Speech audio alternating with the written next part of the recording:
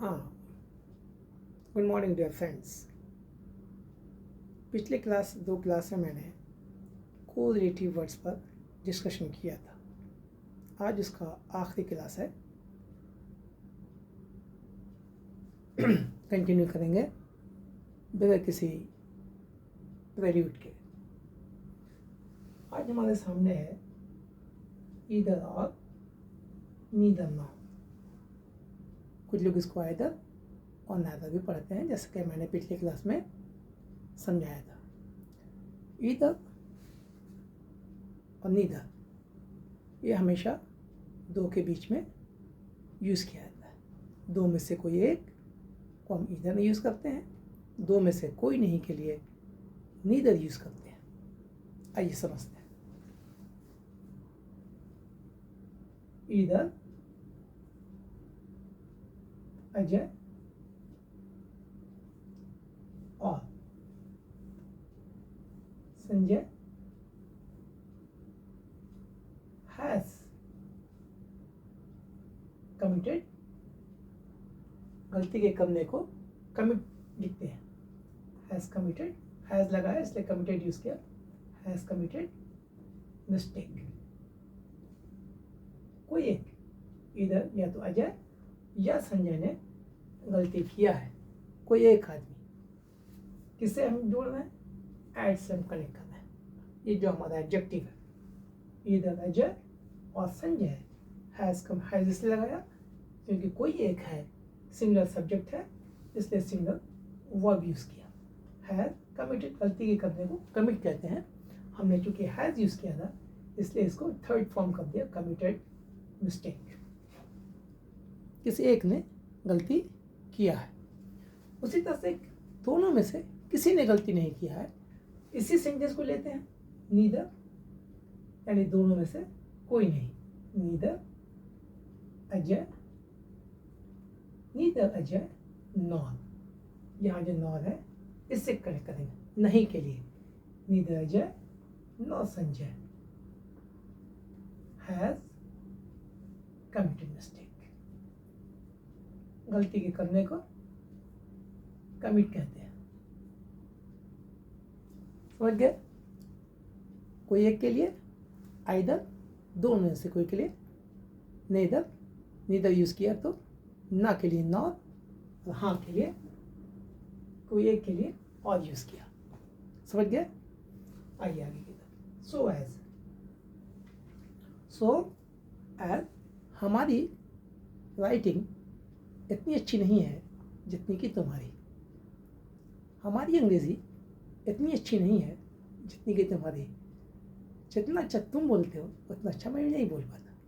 चलिए लिखते हैं, हमारी राइटिंग इतनी अच्छी नहीं है जितनी कि तुम्हारी। अब देखिए क्या पहला सेंटेंस है, our writings is not so good. Is not नहीं है, कैसी? इतनी अच्छी। सो मतलब इतना। सो के कई मीनिंग, सो मने जैसा, सो मने इतना, सो मने ऐसा। Our writing is not so good. हमारी राइटिंग इतनी अच्छी नहीं है। सो इतनी, सो मतलब इतना। Our writing is not so good as, जितनी कि तुम्हारी। यहाँ पर योर्स लगता है, योर नहीं। जब लगेगा तो योर्स, अपने के लिए माइन, उनके लिए योर्स, अपने लिए माइन। ठीक, इस पर बात करेंगे बाद में। आवर राइटिंग, हमारी राइटिंग इतनी, सो मतलब इतनी, इतनी अच्छी नहीं है जितनी। हिंदी में जैसे बोलेंगे जितनी, एज लगाएंगे। इतनी के लिए सो लगाएंगे। हमारी राइटिंग इतनी, यहाँ आ जाए सो लगाइए। जितनी एज, तुम्हारी के लिए एज, योर्स। अब English is not so good.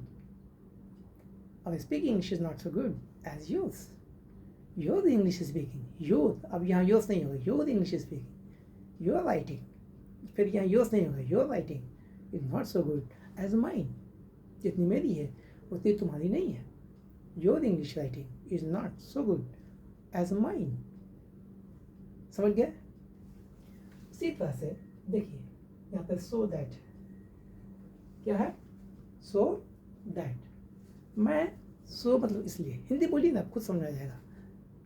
मैं इतना थका हुआ हूँ कि अब मैं पढ़ नहीं सकता। मैं इतना थका हुआ हूँ कि अब मैं चल नहीं सकता। मैं इतना थका हुआ हूँ कि अब कोई भी काम नहीं कर सकते। चलिए, मैं इतना थका हुआ हूँ, I am so tired. I am इतना थका हुआ हूँ, आई एम सो टायर्ड। मेरी राइटिंग उतनी अच्छी नहीं है, I am not so good.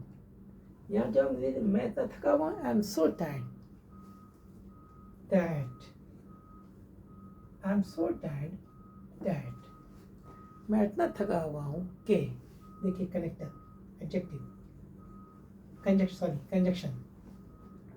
I am so tired that I cannot move, I can't move anywhere. आगे जो बोला है, I'm so tired that I cannot do any work. I'm so tired that I can't go anywhere. I'm so tired that I cannot talk anymore. मैं आपसे बात नहीं कर सकता ज़्यादा क्यों, मैं बहुत थका हुआ हूँ। I'm so tired that I cannot talk anymore. I'm so tired that I cannot do any work. I'm so tired that I cannot cook today. आज मैं खाना नहीं बना सकता, मैं बहुत थका हुआ। ऐसे तमाम सेंटेंस जो आप हिंदी में बोलते हैं, अपनी भाषा में बोलते हैं, अपनी ज़ुबान में बोलते हैं, वहाँ पे याद रखना है, यहाँ सो होगा, वहाँ डैट होगा, यहाँ सो होगा, वहाँ पे इस तरह सेंटेंस में एज होगा। तुम्हारी राइटिंग इतनी अच्छी नहीं है, इतनी मेरी। सो एज, इतना थका हुआ के डैट, उस एज एज, ये तो आप जानते ही हैं। वो इतनी खूबसूरत है जितना कि किसी दूसरी चीज़ से बना दीजिए, जैसे गुलाब का फूल।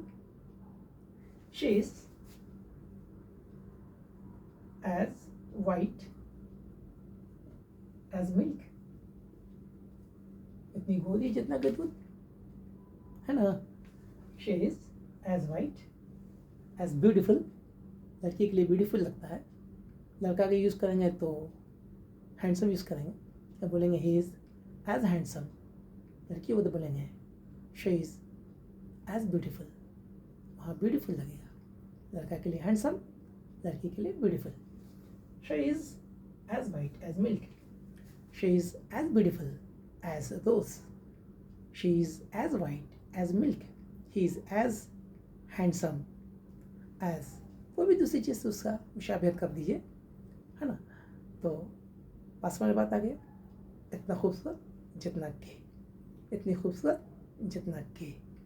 ऐसी कंडीशन में जो हम लोग कंपेयर करते हैं, वहाँ पे एज यूज़ करते हैं। समझ गए? प्रैक्टिस करेंगे, खुद ब खुद समझ में आ जाएगा। सब चीज़ प्रैक्टिस पर बेस्ड है। द सेम एज, मेरा घर वैसा ही है जैसा कि तुम्हारा। My house is the same as yours, मेरा घर बिल्कुल वैसा है जैसा कि तुम्हारा। मेरी राइटिंग बिल्कुल वैसी ही है जैसे तुम्हारी। My writing is as same as yours, your house is as same as yours. चलो, this is the same book, ये तो बिल्कुल वही किताब है। This is the same book as yours, यो नहीं हो, एज योर्स, ये बिल्कुल वैसे ही किताब है जैसे कि तुम्हारी। This is the same book as yours. Yes, no, rather, विशेषता, खास, rather, मैं बताया था पिछले क्लास में, वो मर जाएगा, वो मर जाएगा, भीख नहीं मांगेगा, वो एग्जाम में फेल कर जाएगा, कॉपी नहीं करेगा, चीटिंग नहीं करेगा, कॉपी नहीं करेगा। He will rather fail,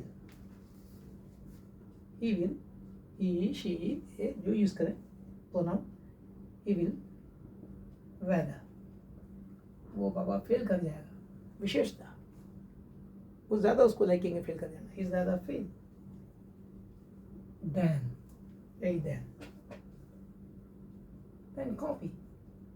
then copy, he is rather die she will rather die, वो मर जाएगी, she will rather die than begging, she will यहाँ यूज कीजिए, she will rather die than begging, than beg, वो मर जाएगी, भीख नहीं मांगेगी, वो फेल कर जाएगा, चोरी नहीं करेगा। वैसे सेंटेंस में रादर का यूज करते हैं और उसके बाद देन यूज करते हैं, जो कंजक्शन है। मैंने बताया जहाँ जहाँ ये वर्ड यूज होगा वहाँ वहाँ ये यूज होगा, इसी का नाम है कोरिलेटिव वर्ड्स, दो वर्ड्स को जोड़ने का जो काम कर रहा है, कंजक्शन। समझ गए? इसलिए इसको याद करना ज़रूरी है। बगैर याद किए हुए आप सही सही नहीं बोल सकते, सही लिख नहीं सकते। तो rather than, she will rather die than begging, she will rather fail than copying, fail कर जाएगी, कॉपी नहीं करेगी। हिंदी जैसा बोलते हैं उसी तरह से अंग्रेजी में इसको हम लोग इस तरह से बनाते हैं। आगे देखिए, वन मोर, बताया था पुराना सेंटेंस है, बराबर लोग बोलते हैं। स्टेशन पे गए, सीटी बजी और गाड़ी खुल गई, one more whistle and the train started. One more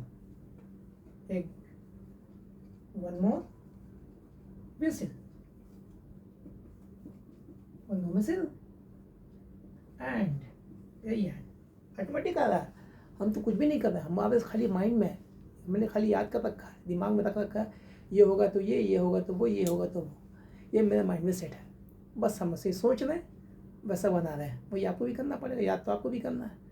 तकिया पे रख के सो जाएगा तो थोड़े याद हो जाएगा, याद करना पड़ेगा ना भाई। आपको बुखार है, डॉक्टर खाली आपको प्रेस्क्राइब कर देगा कोई मेडिसिन और आप याद कर देगा क्वेश्चन पेनाडोल, काम्बी फ्लैम, क्या आपकी बुखार ख़त्म हो जाएगी? या बदल कर ख़त्म हो जाएगा? उसको खाना पड़ेगा। उसका डोज जो है 2 टाइम 3 टाइम जैसा डॉक्टर बताता है, प्रेस्क्राइब करता है, रिकमेंड करता है, उस हिसाब को लेना होता है, तब जाके हमारा बुखार या हमारे बदन का दर्द वो ख़त्म होता है। जो मर्ज़ है, जो मरीज़ को जो मर्ज़ है तभी ख़त्म होता है। खाली डायग्नोस होने से तो होगा नहीं, है कि नहीं है? उसी तरह से हम आपको लिख के दे रहे हो जाए, उसको याद करना पड़ेगा, ज़हन रखना पड़ेगा, यूज़ करना पड़ेगा, बोलना पड़ेगा, एक एनवायरनमेंट बनाना पड़ेगा, तभी जा करके आप सीख पाएंगे। तो one more whistle and the train